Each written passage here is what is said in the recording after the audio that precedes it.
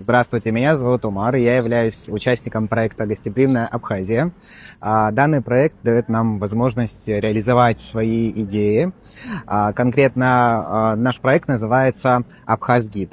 Он родился внутри Республиканской ассоциации гидов, и главная идея была бороться с дезинформацией, связанной с Абхазией, потому что в интернете очень много информации, немного надуманной, преувеличенной, и, как правило, большие охваты и просмотры набирает именно негативная информация, и спекулируя этим, в интернете очень много информационного шума, связанного с Абхазией, именно в негативном ключе.